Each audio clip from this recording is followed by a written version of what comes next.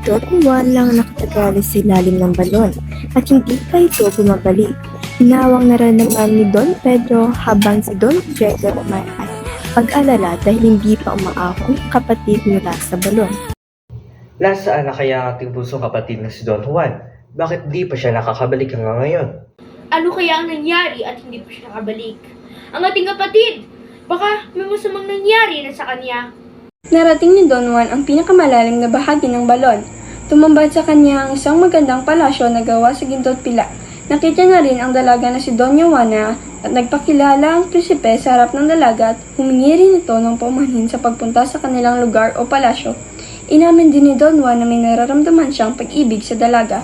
Hindi naman siya nabigo dahil ganoon din ang nararamdaman ni Doña Juana sa prinsipe.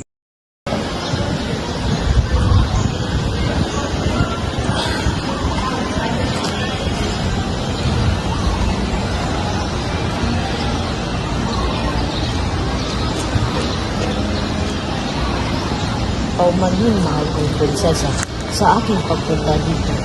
Anumang kaparusahan ay aking tatanggapin. Tanggapin mo lamang ang aking pagiging pinatanama sa iyo.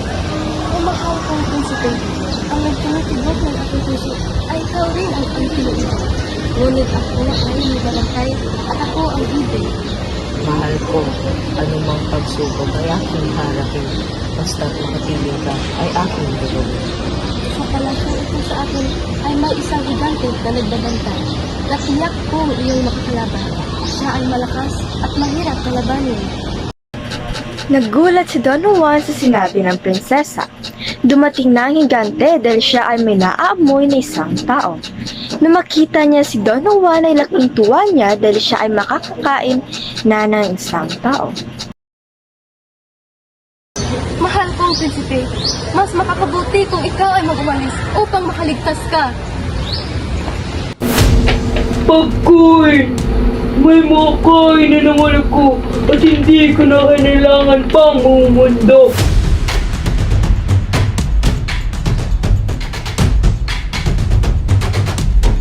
Nagalit si Don Juan at kinilaban ang higante gamit ang kanyang matulis na espada. Natalo ni Don Juan ang higante. Hiniling din ni Doña Juana na iligtas ang kanyang kapatid na si Doña Leonora dahil ayaw nito umalis nang walang kasama. Oh, mahal kong prinsipeng Don Juan, tulungan mo din akong iligtas ang aking mga kapatid na si Doña Leonora. O sige, mahal kong prinsesa, basta't makasama lang kita. Binalaan niya si Don Juan na mag-ingat dahil mahirap kalabanin ng serpiente. Ito ay may 7 ulo.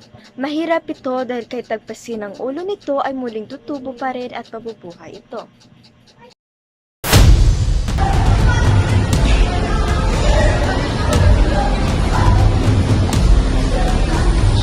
Subalit, tandaan mo ba, ang bantay ay isang serpiente na itong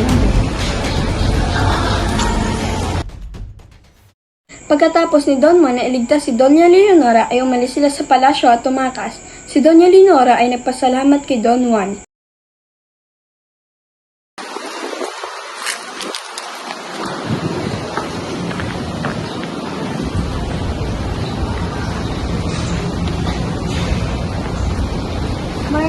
Maraming salamat dahil ako'y naligtas niyan kasi kong Don Juan. Walang anumang, Doña Leonora. Ginawa ko ito para makatulong at makapiling ko ang mahal kong prinsesa na si Doña Juana.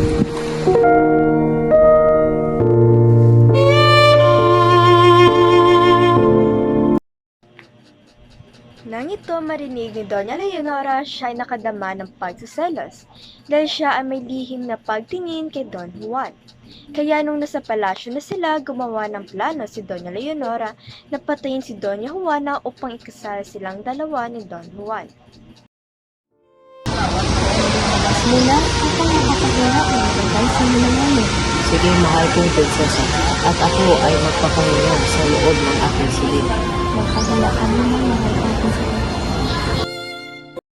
Lumabas na si Doña Juana at habang siya ay nagpapahinga lang rin sa simoy ng mga hangin, bigla siyang hinila ni Doña Leonora at nilagyan ng pangtakip ang kanyang bibig. Ito ay dinala niya sa isang kagubatan at sinaktan niya ito hanggang sa humina ang katawan ni Doña Juana. Si Doña Leonora ay mabilis na bumalik sa palasyo upang magpanggap na nawawala si Doña Juana.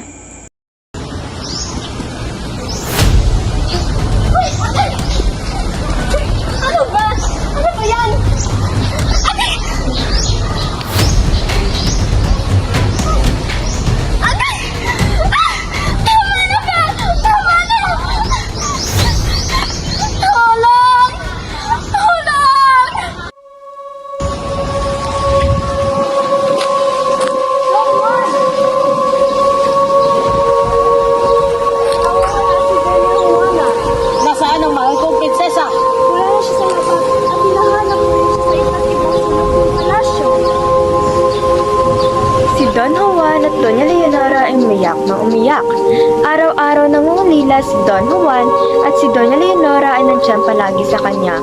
Habang tumatagal ito, nahulog ang loob ni Don Juan kay Doña Leonora at itinapat nito ang kanyang lihim na pag-ibig sa prinsesa.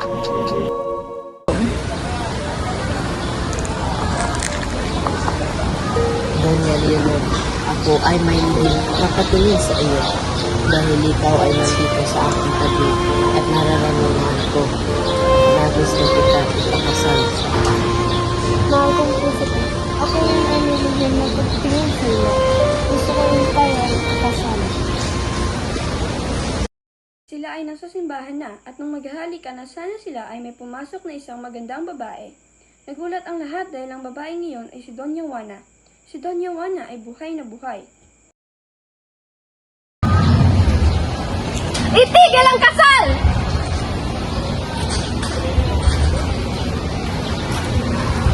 Masamang tao, si Doña Leonora. Ako ay kanyang sinasaktan hanggang hindi ako makapahinga. Mahal kong Don Juan, wala ko din alam sinasabi niya.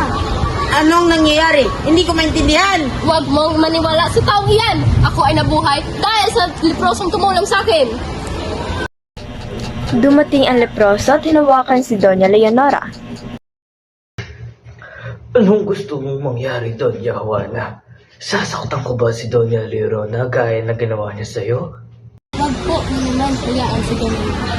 Dahil alam ko naman, ako po ang makalimutan. Lumapit siya kay Doña Juana at niyakap niya ito. O mahal kong prinsesa, masaya akong nabuhay ikaw.